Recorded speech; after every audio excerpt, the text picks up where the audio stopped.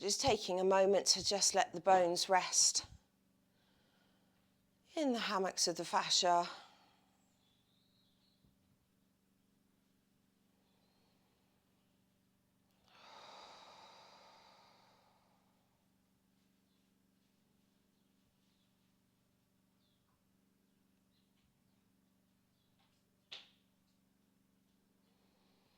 And just starting to let the feet lengthen, let the arms come back through the sockets into the shoulder blades. And we're just going to start with letting the arms come up over the body.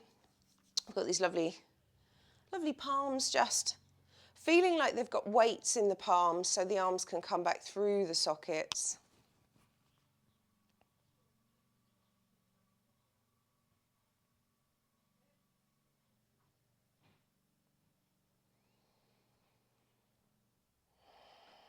And there's space in the underarms down the side of the ribs. And just letting the weights just be drawn up towards the top of your mat. Let the front of the ribs get drawn down towards the spine. So we're just going in the two directions, pulling back down through the tummy into the back of the pelvis, sit bones.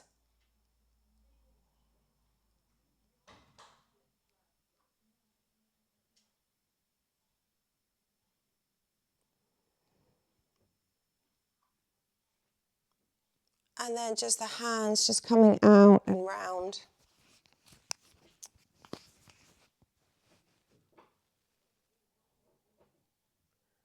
Collarbones broadening.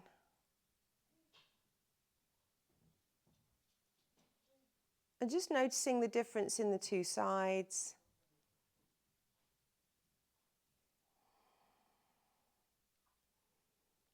Do we need to pull down through the lighter side of the ribs and just letting the arms come out and round? And we're just making space.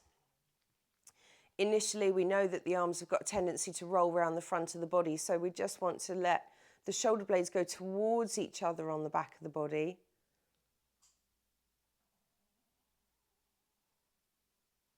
Let the weights of the hands get pulled up towards the top of the mat quite strongly. Keeps the arms straight.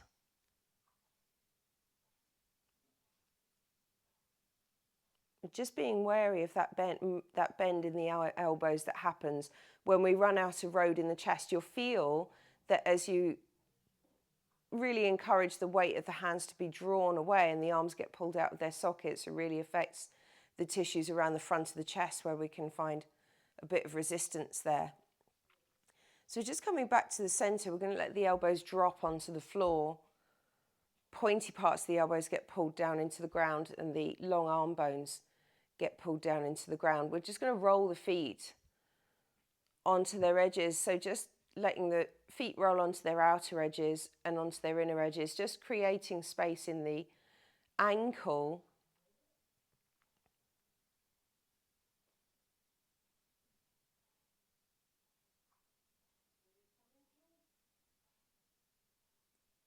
But just feeling the tilt of the pelvis.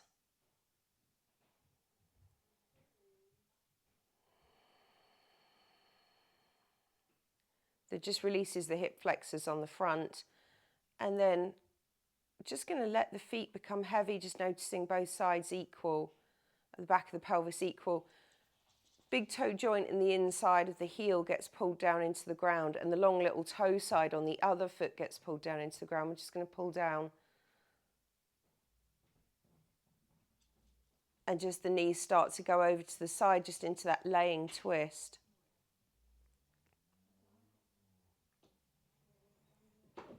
Let the breath take the front of the ribs back into the spine. Get in behind the heart and the lungs. And just let the legs come back through the sockets into the sides of the waist. And just touching in with each individual vertebrae all the way up through the neck will respond at some point and the head goes in the other direction.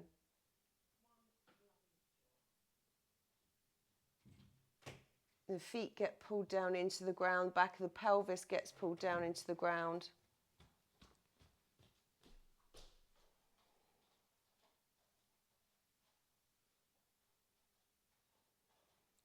And we come back to the center and then just coming through out into the other side.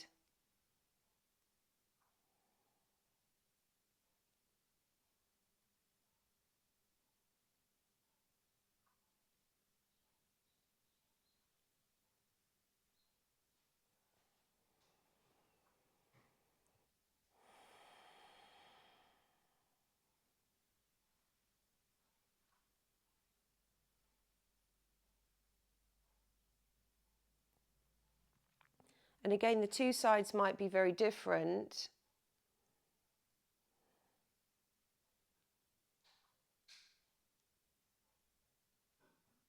But just noticing the changes and just keeping that integration of the arms through the shoulders into the spine, the legs through the hips into the low spine.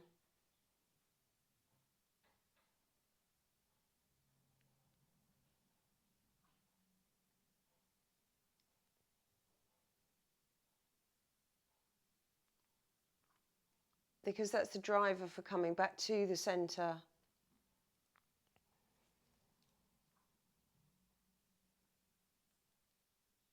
And then we're just feeling the back of the pelvis and sit bones. And then just that breath out that just drops the solar plexus into the back of the chest, that broad smile on the back of the chest.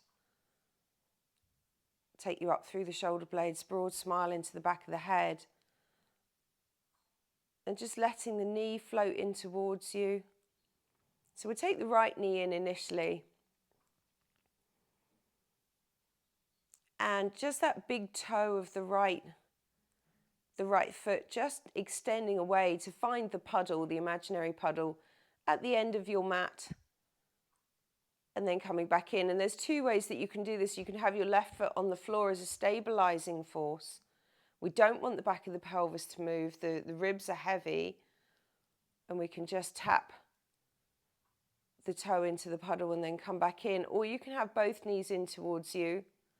Let the long leg bone of the left side drop through the hip into the ground. Elbows stabilizing each side. It's just a bit tougher on the tummy, but we're just taking that big toe joint and just dipping it in the puddle and then coming back to center. We're just going to do this a few more times on the right side. Noticing how the breathing can change or changes the conditions of the body.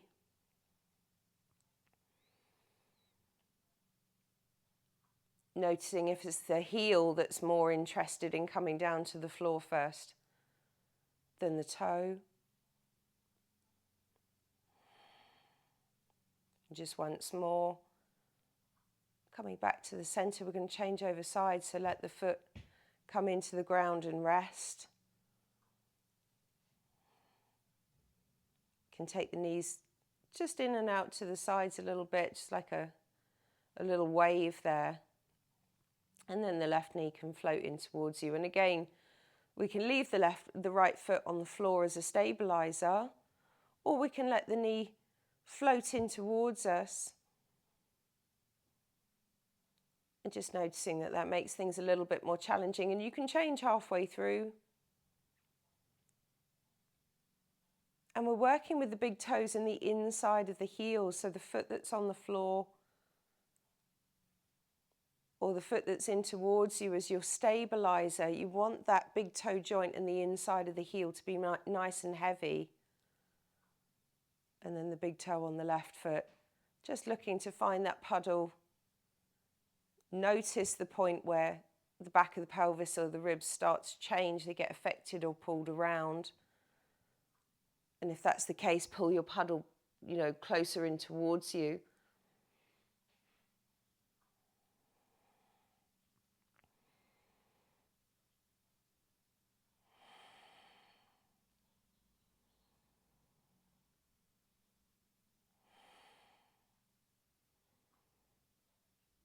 We're just going to do a couple more here. Obviously rest if it gets too much. But we want to be working those muscles on the inside of the corset of the waist.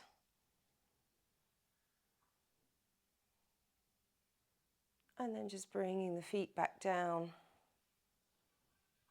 Just relaxing the back of the pelvis, let the sit bones become heavy.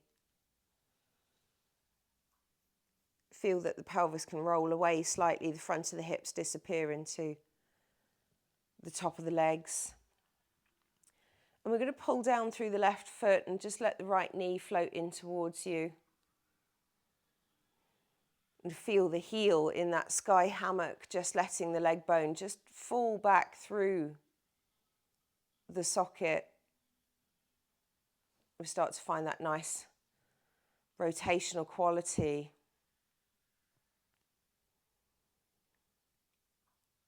And the outer edge of the outer side of the ankle can just find its way to the outside of the left knee. And as it comes to rest there, we just feel that broadening at the sit bones, broadening on the back of the hips.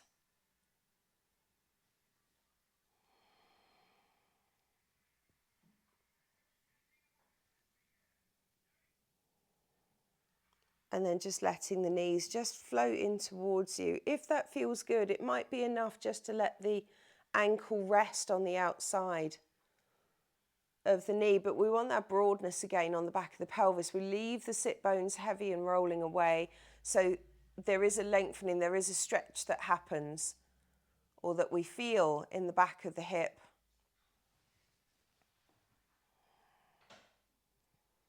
And we can get into there as deeply as we choose, but again, just without pushing and pulling around those stabilizing forces of the back body. So notice if the shoulders start to change, notice if the back of the ribs start to change, or the jaw starts to get pulled up towards the sky. We want a broadness there.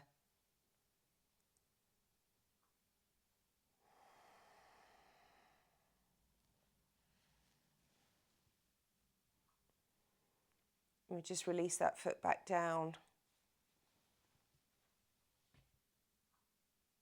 And again, just letting the foot in its sky hammock pulled up towards the sky. Again, a lengthening through the back of the leg. Broadening the foot out into that fan shape and then noticing that contraction that brings it back to the center line. All helps to work with the hip.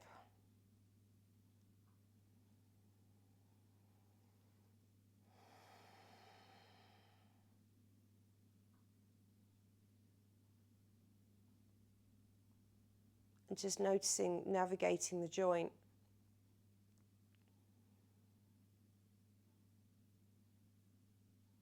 Again, having the elbows at the side or the arms up over the body, which gives you that stabilizing force through the upper body. It's like nice to let the toes just come towards the top of your mat. Noticing that the side of the foot can go out across the body to the left side and to the right side. And again, just noticing, because we've got no strap, sometimes we do this with a strap around the foot, but just noticing when we haven't got a strap around the foot, what are the parameters that we've got to work with? How far can we get with the leg before the back of the hip starts to leave the floor, or before the back of the hip starts to get affected and starts to change in response to the movement? Can we keep the leg dropping back through the socket as the toes come up towards the top of the mat? Or is there a point where the quads get really involved?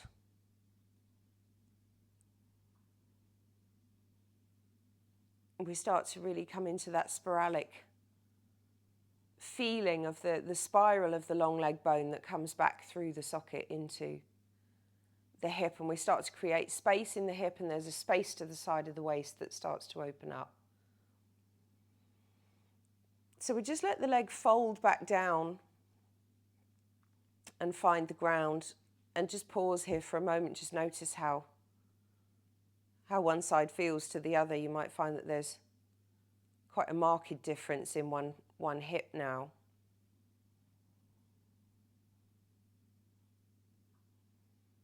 And I always like to notice the differences because it reminds us of how caught up we get from the day-to-day activities, how caught up the tissues get in the day-to-day activities, or from the day-to-day activities, and the change that we affect when we just take a little time out and have these movements. We're going to feel that the right foot can pull down into the ground so that the left knee can float in towards you. We've got the left heel in that lovely sky hammock, which just is such a good practice to feel that there's this force pulling the heel up towards the sky, because can we feel that the space at the ankle starts to open up, the space at the back of the knee and the front of the hip really start to open up as the bones fall back down into the socket, into the deep hip.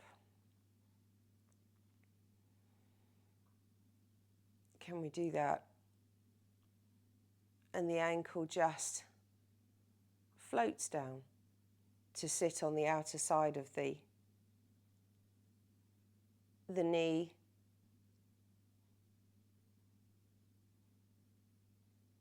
We feel the drawbridge of the sacrum just rolling away, sit bones, all of that stuff. So again, just letting the back body settle into the ground.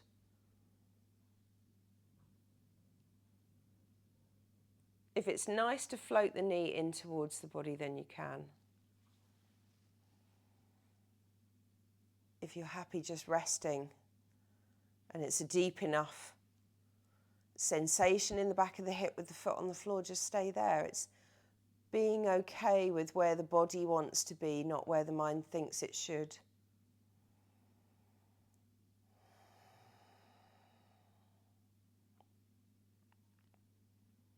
How deeply can we drop the long thigh bone into the back body?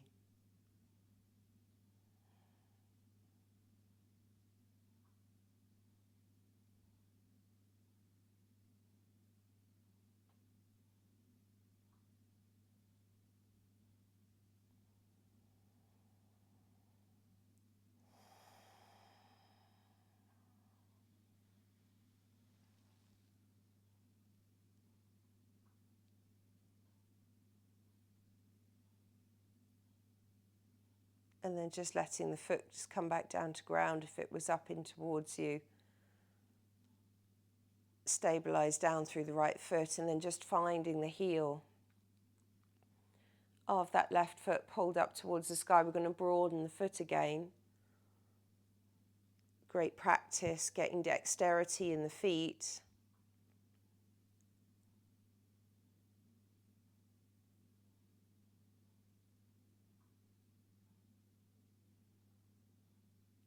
And then just starting to notice that, or just explore that range of movement through the hip, with the back of the hips into the ground, with the heavy sit bones and the drawbridge of the sacrum rolling away.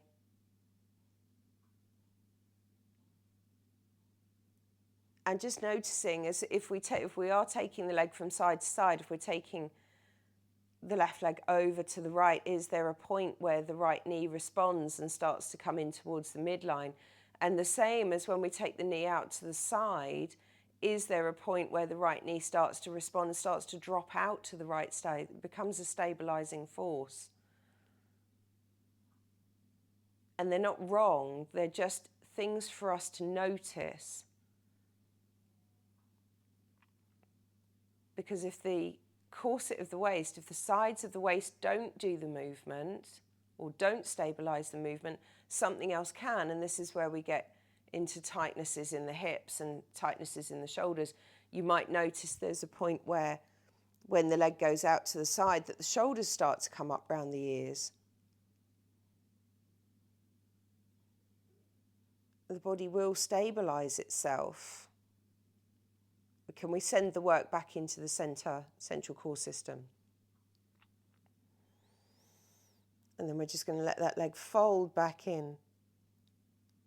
And the foot comes down to the ground.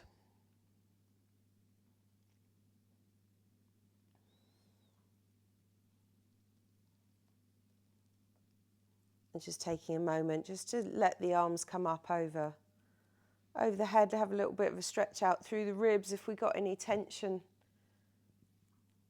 in there, it's just nice to make some space.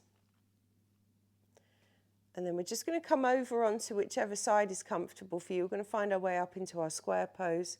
If it's nice to give the knees a nice hug on the way through, then you can.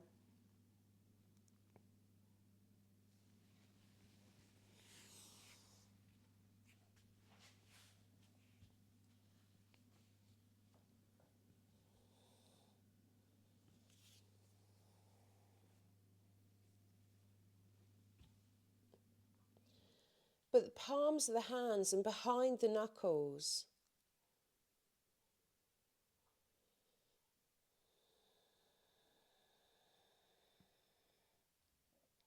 just coming down into the ground, which gives us space into the wrist. As strong as the pull down of the hand is matched by the strength of the lift through the shoulder, through the ribs, through the sides of the waist. So there's a reciprocal movement that happens there. So we're not just falling down through the hands and the wrists. When we pull down, we go up. And there's a lift, there's a suspension of the chest. There's a suspension of the spine, which then extends out into the head and then down through the inside of the spine into the back of the pelvis.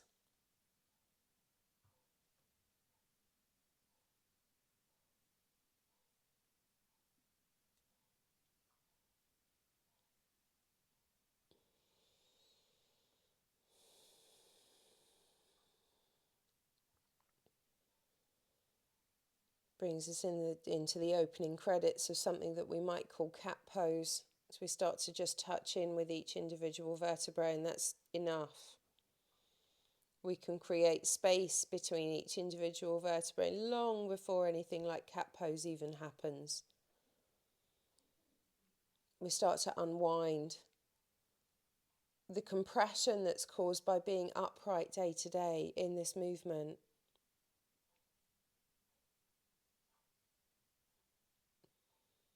Facilitated by the pull of the sit bones out towards the top of the wall behind you. A little bit like the movement that we were doing last week.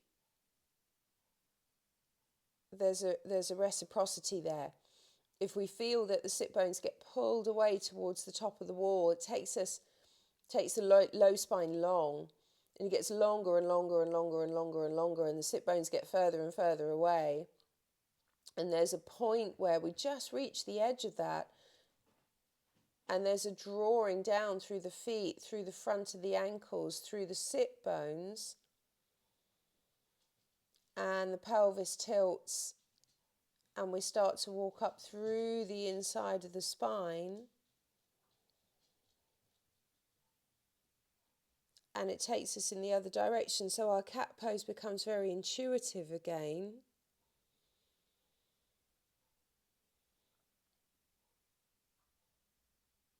Comes all the way up through the inside of the spine, lifts the chest, extends through the neck, into the back of the head. And then the back of the head gets very heavy. And it pulls down, it pulls down, it pulls down. But there's an end point that we find. There's a boundary that we find.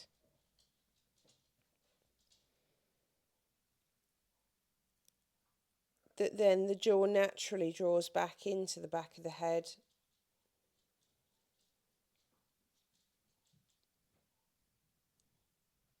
And the inside of the neck and the inside of the ribs.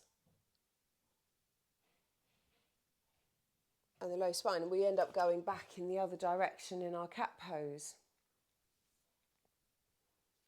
So it's looking for that movement that extends out from the spine to the very edges of wherever that is for you.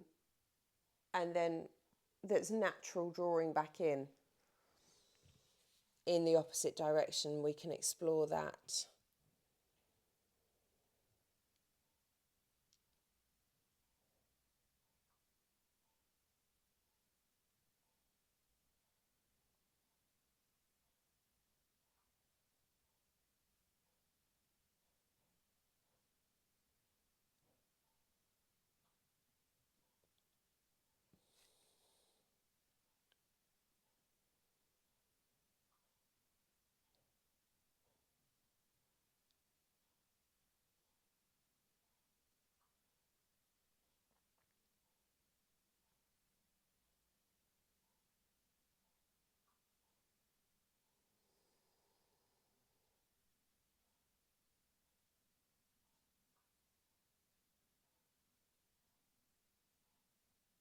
And we can just find our way back into our child pose at some point. Sit bones will take you back.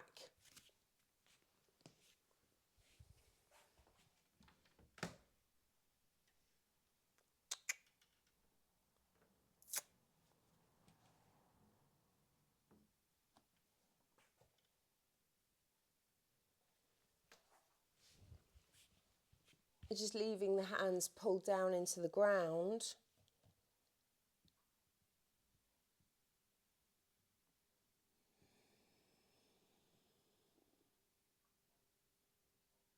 Which again gives us lots of space into the underarms, into the side of the ribs, and side of the waist.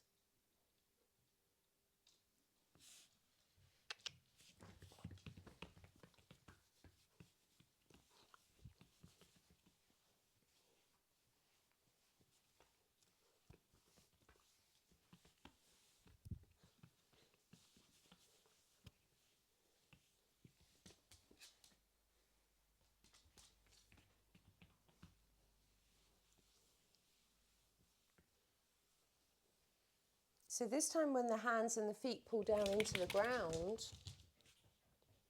and bring us back to the centre, we can just let the left set of toes just tucked under.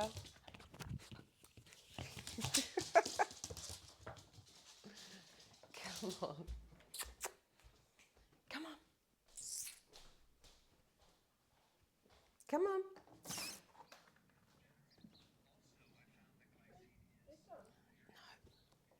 Come on.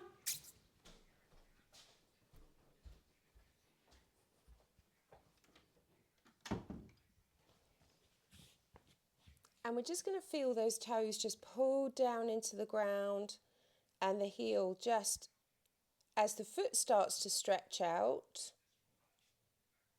We get that lengthening into the centre of the foot, into the snooker ball heel. So as the balls of the feet get pulled down into the ground, we can feel the lift in the front of the hip. We keep pulling down through the balls of the feet. You can feel that the knee is going to leave the ground. And the leg plugs back in through the hip, through the side of the waist, into the side of the ribs, and the leg just gets pulled away out through the side of the waist. And the leg goes back towards the end of your mat. And it may be that the foot comes off the floor at the end of that extension. Just notice that. Can we feel that again, it's the snooker ball heel, just as it keeps going back, keeps going back, keeps going back, gets pulled out from the underside of the side of the waist, from the underside of the ribs. So we've got this very, very long leg that's starting almost from under the underarm.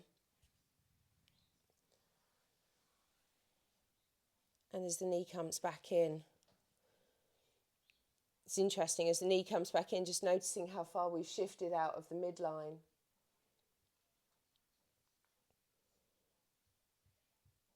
And it's just a pull. So as we come down through the left side, just let the balls of the feet just pull straight down into the centre of the earth. And it may be at the moment it's just a knee lift and it's enough. But as we feel that the foot gets pulled away towards the wall behind you, notice that the back of the knee doesn't do very much. The heel pulls the back of the knee open, but there's a distinct difference between, if we push out through the back of the knee, it disconnects the leg from the side of the waist. But if we feel that the foot is being pulled away towards the wall behind us, that snooker ball heel in its hammock, if you like, being pulled away from the wall behind you, the side of the waist gets pulled open as well. You might find that the hip or the side of the hip starts to shift back or feels like it's being shifted back.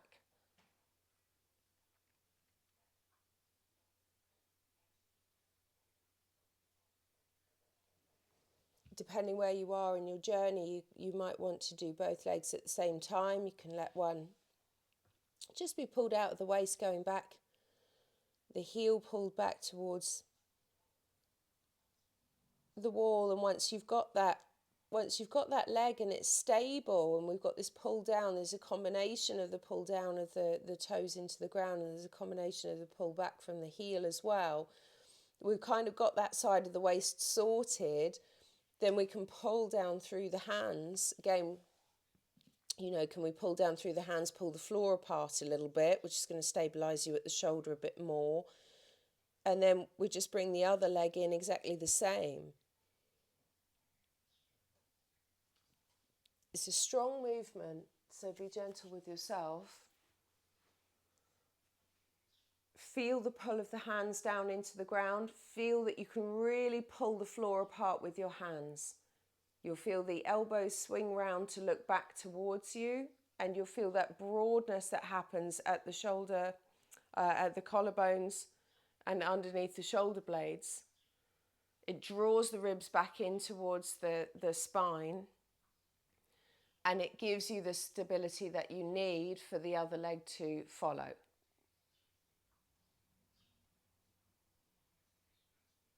It's good. More ribs in towards the spine, Diana, and tuck the tail just ever so slightly. Yeah, it's better. You'll feel it.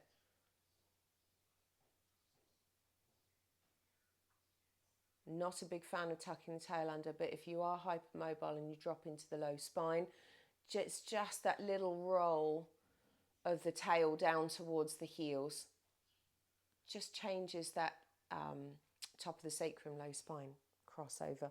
Rest when you need to. If it's hard on the wrists and you want to come down onto their elbows, and it's, when we come down onto the elbows, got pointy parts of the elbows pulling down into the ground, which fires the spiral of the forearm, gives us more through the hands, big toe joints, index finger knuckles, same thing, different limb.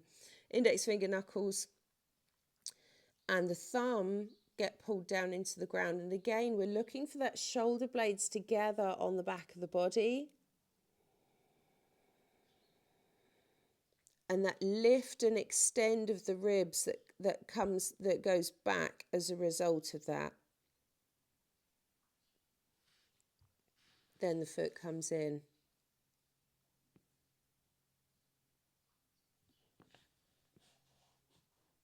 Can be a little bit more challenging on the elbows than on the hands, but have a play with both.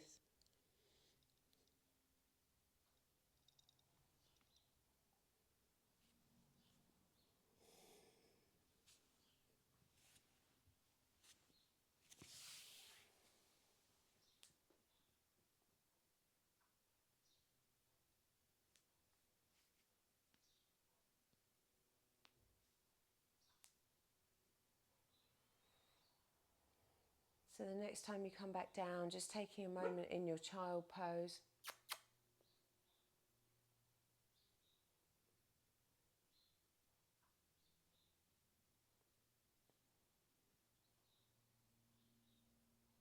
Again, the fronts of the ankles get pulled down into the ground, shins get pulled down into the ground. We want space in the back of the knee, space in the front of the hips, so we're not collapsing here.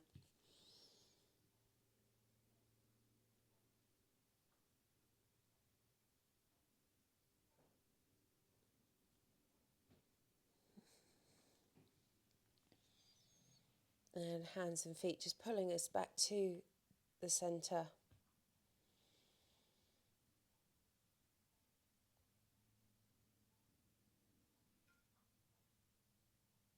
And just coming down, just onto your tummy for a moment.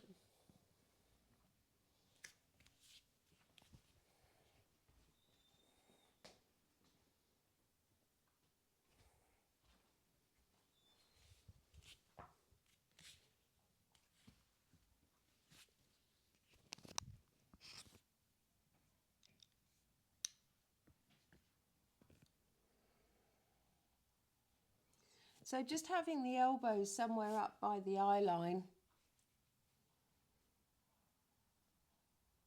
root of the nose looking at the floor, and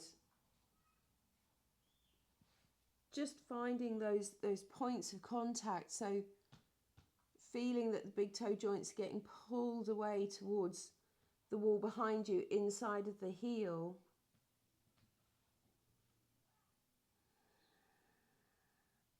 Backs of the knees are heavy, front of the hips are heavy.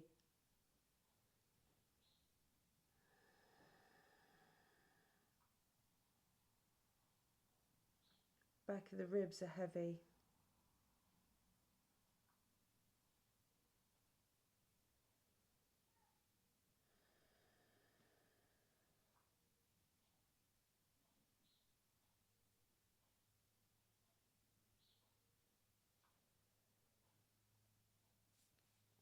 And we're just feeling that the heart and the lungs can be heavy through the ribs.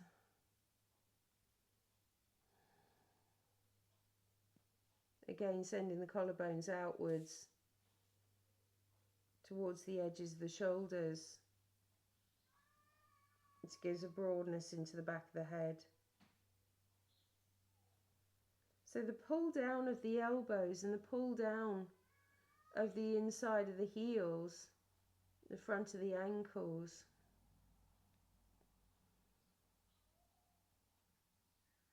All just helps. So the pull down of the elbows just gives us space into the underside of the arms more and more.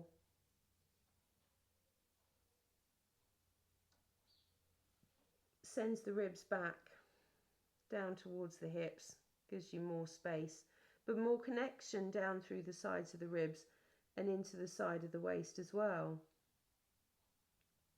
So the big toe joint and the inside of the heel, as they pull down into the ground, comes up through the inside of the legs, but gives you more space into the front of the hip. So can we feel that both fronts of the hips are equal on the ground? We might find as the front of the hip presents to the ground more and more and it gets more space, the legs are sent away towards the end of the mat and the front of the tummy starts to just find its way back towards the spine.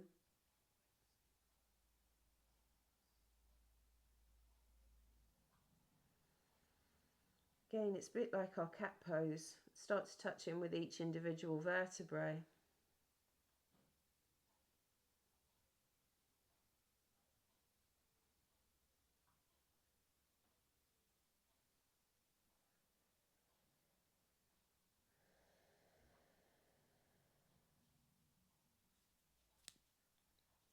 So we're just feeling that somebody's got hold of the index finger knuckle on your hand.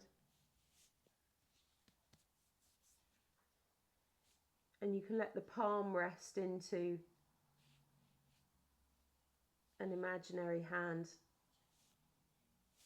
Just feeling that arm just gets drawn away. But again, as the arm gets drawn away and the elbow gets pulled open, the long arm bone comes back through its socket into the side of the ribs.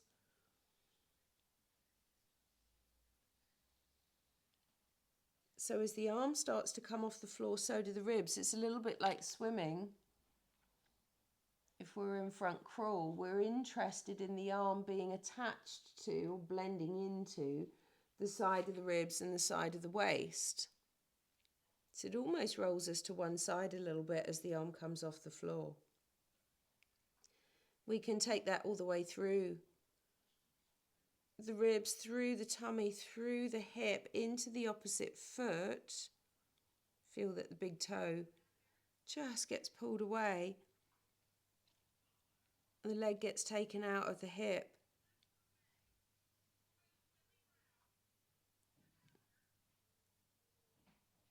being mindful that we're not falling into the low spine. We come back down to the ground, just letting the spine lengthen in the two directions.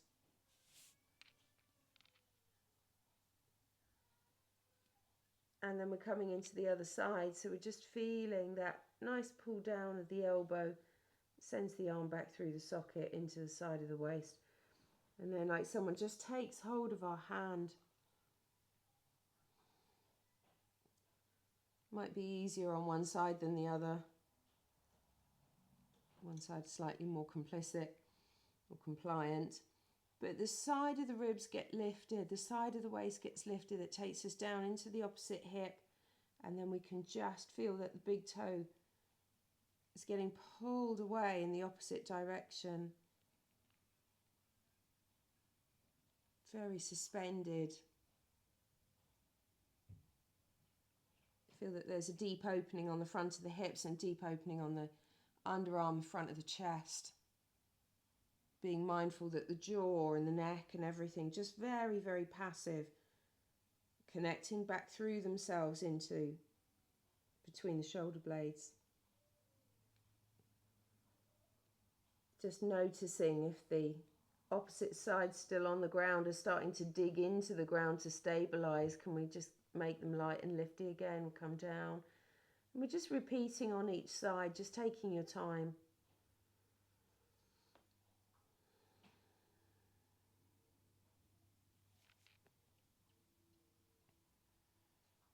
Just starting the movement from the arm.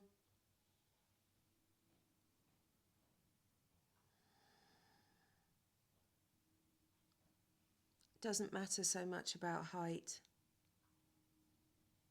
Not so interested in that. What we are interested in is the pulling away and the suspension of the spine that happens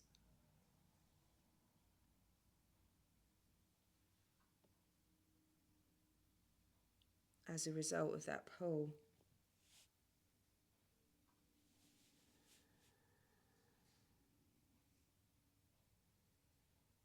Changing over sides if you haven't already.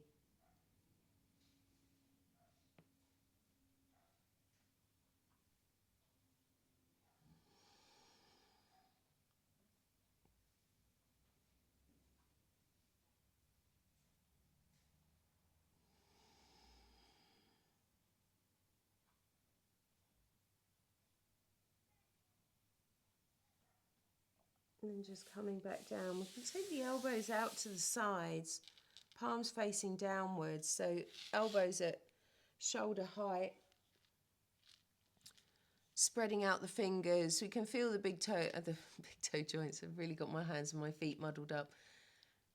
Index finger knuckles get pulled down into the ground, and the thumbs helps to bring the long arm bones back through their sockets into the sides of the waist.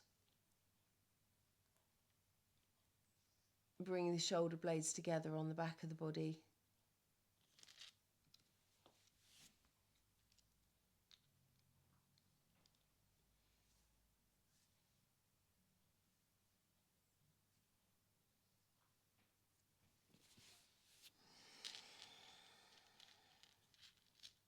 So we know when we pull the hands down, just feeling that the long arm bones can come back through the sockets, which sends the back of the head away towards the wall in front of you. And if we keep the nose coming into the back of the head, keeping the jaw coming into the back of the head, the voice box coming into the back of the head, into the back of the neck, and then the heart and the lungs start to float.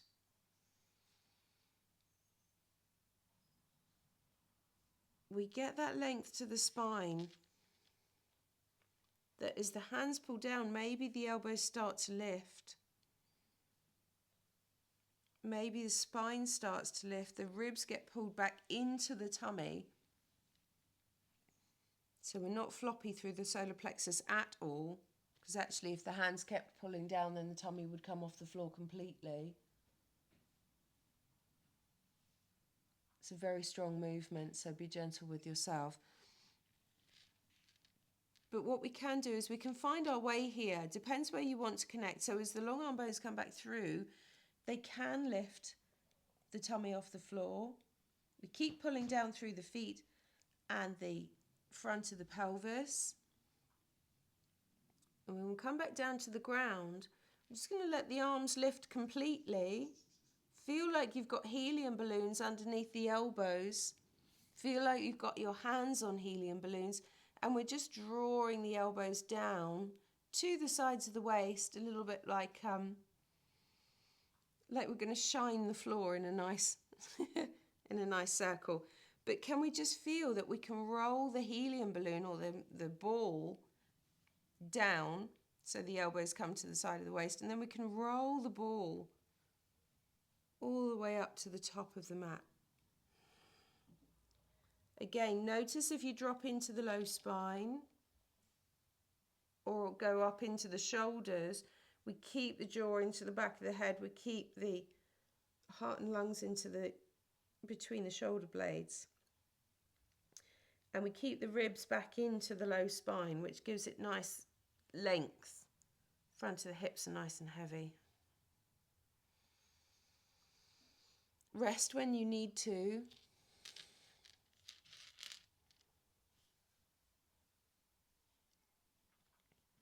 And then again, we can just feel that pull of the hands, which takes the elbows off the ground, shoulder blades in through the back body. It's the pull down that lifts the chest. Big toe joints inside of the heel away towards the wall in front of, behind you. If you come up high enough, then we're lifting from the chest forwards. So there's a big stretch in the front tummy. If you're not coming up that high, it's absolutely fine. We don't need it. Just working on lifting the tummy off the ground is enough.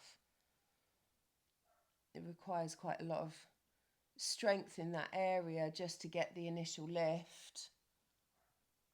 And then once that lift is complete, then we can start to extend away through from between the shoulder blades and the neck and up into the head without compression. And coming back down. And then we're going to let the arms just float, rolling our imaginary ball so that the elbows come down to the sides of the body. Rolling our imaginary ball so the arms go up towards the top of the mat. We get that lovely, lovely movement.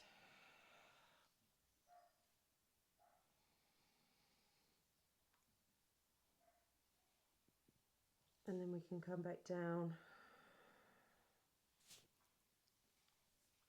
We're going to take the hands underneath the shoulders, pointy parts of the elbows looking back towards the sides of the feet.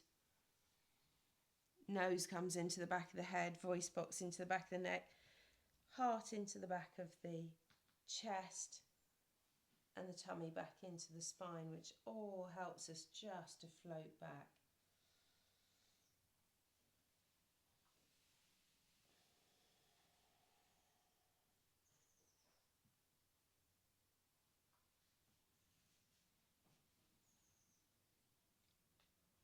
Hands get pulled down, feet get pulled down into the ground. If it's nice to take a downward dog here, then you can. If it's nice to rest in your child pose, then you can. Choose what's right for you. We're looking for that space at the solar plexus. So it may be that the hands and the feet pull down. It's the space at the solar plexus that takes us back and up. It is exactly the same when we're in our child pose.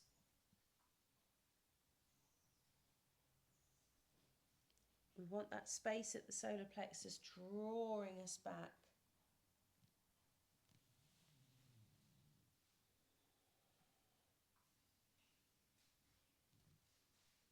Giving us nice length. This is good.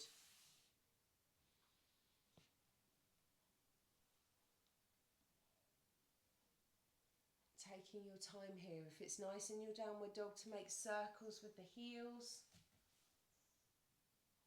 and create space into the back of the legs, then do. You want to make circles with the elbows, then do. And the same with your child pose. We want sit bones high. Leave the toes tucked under if it feels good.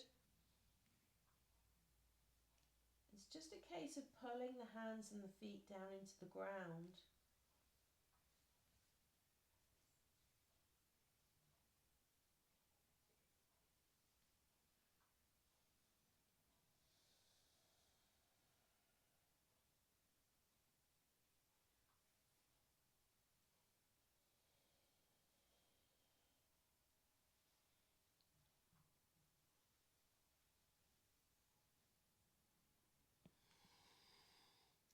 And we're just going to make our way up to standing,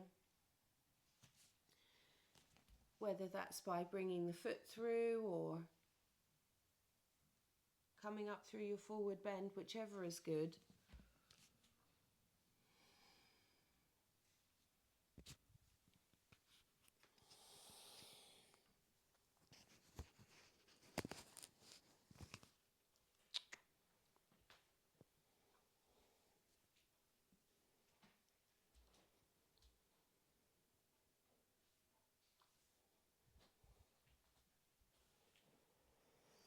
And we're just finding the feet pulling down into the ground. So just noticing that each side, we make each side, we'll make the pull equal through both sides.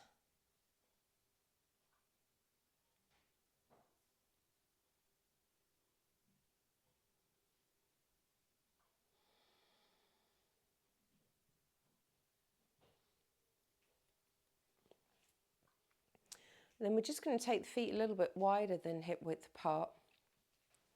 Outer edges of the feet get pulled down into the ground. And again, we're just finding that connection through the inner and outer sides and creating space. So heels get pulled down into the ground, which, just like we were doing before, the heel gets pulled down into the ground, which makes space into the ankle, space into the knee, space into the hip. It gives us a lengthening to the waist. And can we follow that lengthening to the waist? Because when we keep pulling down into, let's say, the right foot, we keep pulling down into the right foot, it's going to send us over to the left side. And we get this nice stretch into the groins, into the adductors. And the more we keep pulling down, we might find that the opposite foot starts to become a little bit lighter on the ground. The heel, we can pull the heel into the ground and the toes will start to turn out. So we've got the beginnings of something, but can we create that space into the pelvis first? And then as the heel pulls down and the toes start to shift, then we've got a rotation that starts to happen in the opposite hip and the knee starts to go out to the opposite side. And it might not be a big movement initially. Can we find the outer edge of the foot that's turning away from us? So as I say, if it's your right foot that you're pulling down into, it's sending the hip, sending our body over to the opposite side. And then we've kind of got this interplay between the two legs, both in different arrangements. Can we keep, because if we pull down through the bent leg foot, sends us back into the deep waist, sends us back down into the other foot. We start to play with these. We pull down through that foot, can send it back through. It's a bit like dad dancing. Can send it from one side to the other. We start to notice the muscles in these different arrangements.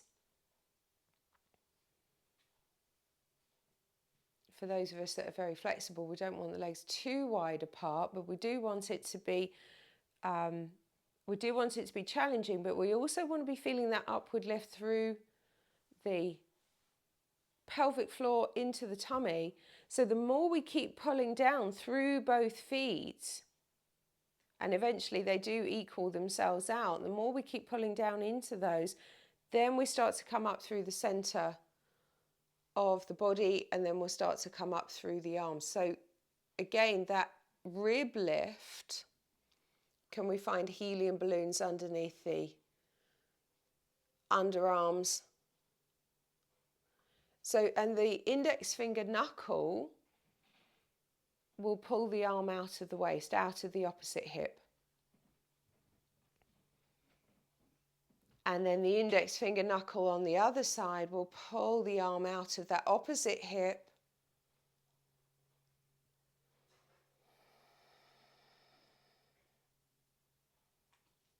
And then the collarbones get pulled open and the ribs start to get pulled up off the waist.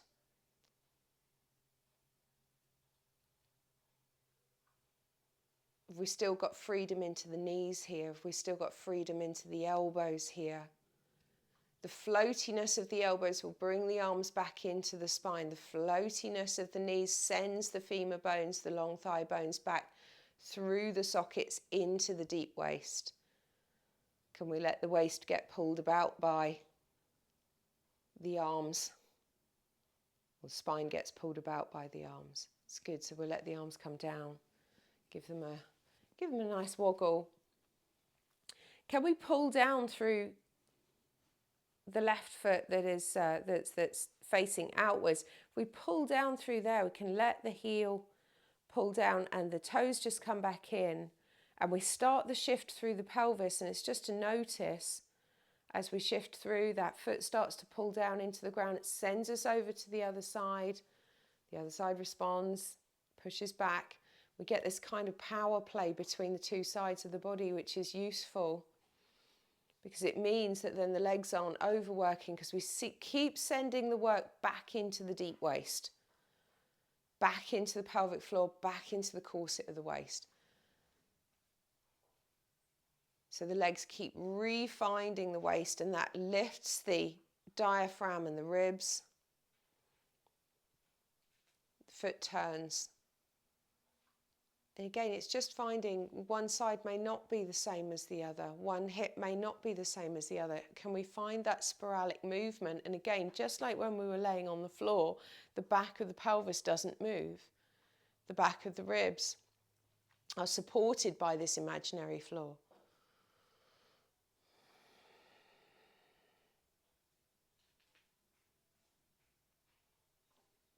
And it's just to notice.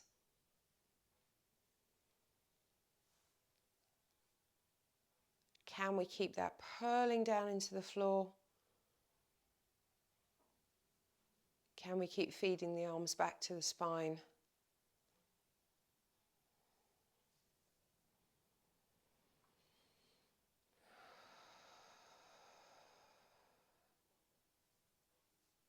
And it's staying here as long as you wish. It can be quite hard work at times, so we let the arms. We can walk the feet back in and just notice what's going on in the hips. So if we pull down through the right foot, behind the balls of the feet and the snooker ball heel, we keep pulling down, it gives us this nice length in the waist. Other foot will come up off the floor. And again, it's just to notice that this long leg bone can come up into the waist. It gives us range. We can feel we've got this, it comes up initially, the knee can just lift in front of us, but it lifts because the other foot pulls down, and that gives us freedom. Because when the work is sent back up into the corset of the waist, which kind of gives us that foundation of strength and stability, then the legs just hang like strings down. And again, it might be maybe the knee out in front, maybe that the foot will come towards the thigh. If the foot and the thigh connect, or if the foot and the calf connect, or if the foot and the ankle connect, is fine. But remembering that we've got that reciprocal push. So that this leg that is moving does not just hang out on the side of the standing leg, on the side of the stabilizing leg. There's a push together which draws us again up through the center of the body, and the arms will get sent there. So it becomes this pulling down to come up.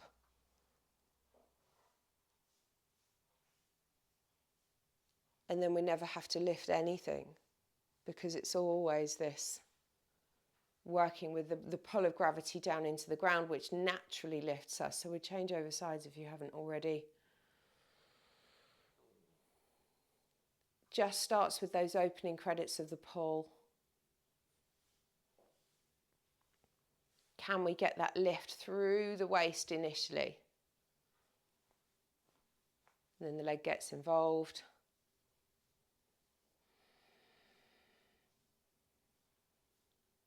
Interesting to see the habits of the two different sides. My right side's already looking for the tree pose because it knows it's easier than lifting through the center. Big toe inside of the heel will fire the inside of the leg. And it's important because a lot of the time we just rely on the outer sides of the leg. We don't need that. And again, if it's nice to put that rotation into the hip, great. If it doesn't feel like it's there today, don't worry about it. Depends where we are in our everything, and we're right over the top of a whopping full moon at the moment. So if it feels a bit wibbly, don't worry about it. We pull down because we come up. And we come up because we pull down. Same things. This is good. So coming all the way back down. Just going to come down to sitting. Make yourself comfortable.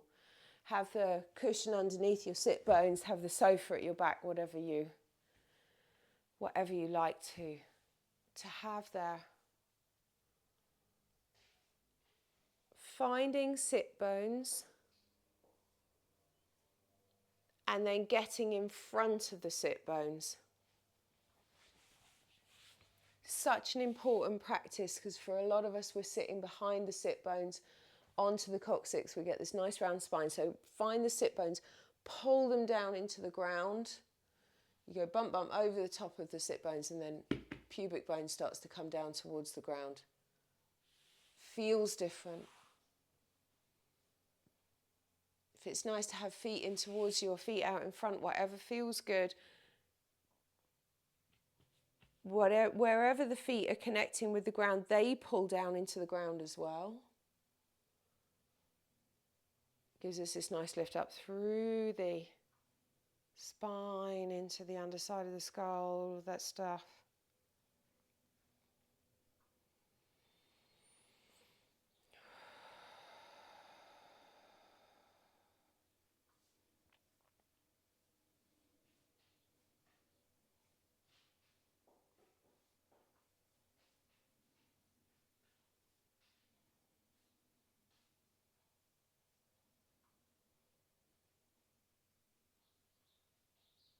Can we rest the hands around the legs somewhere? Maybe around the backs of the knees, maybe around the fronts of the shins.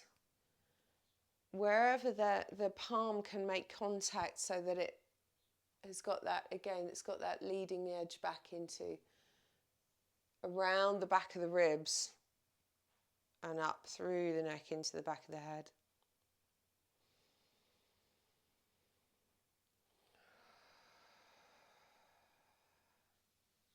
And if it's nice, if you want to draw the legs in and just relax here, then you can. If you want to come down to laying to relax, you find what's right for you.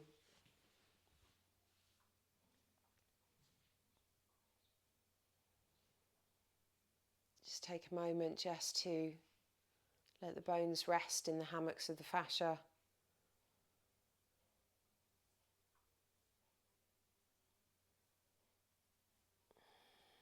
And just noticing that breath. Broad breath into the ribs and into the shoulders.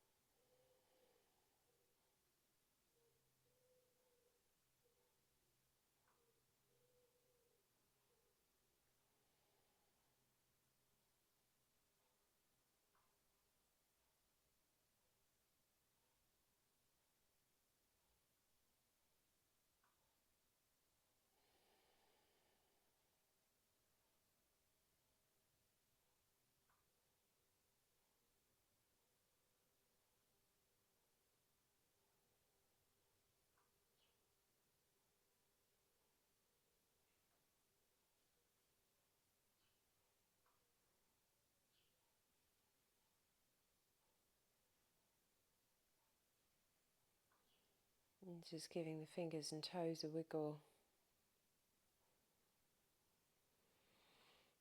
Making some rotations with the wrists and the ankles.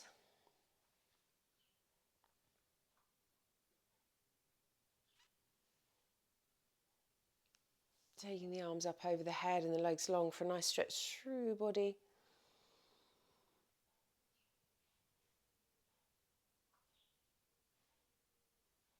And bringing the knees into the chest, giving the knees a nice hug. Have a little rock from side to side.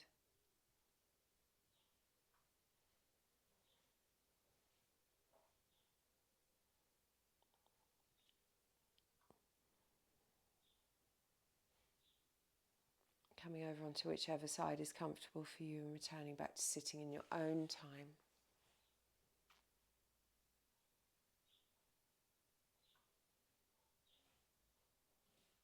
Taking a moment to check in with yourself. Notice how you feel.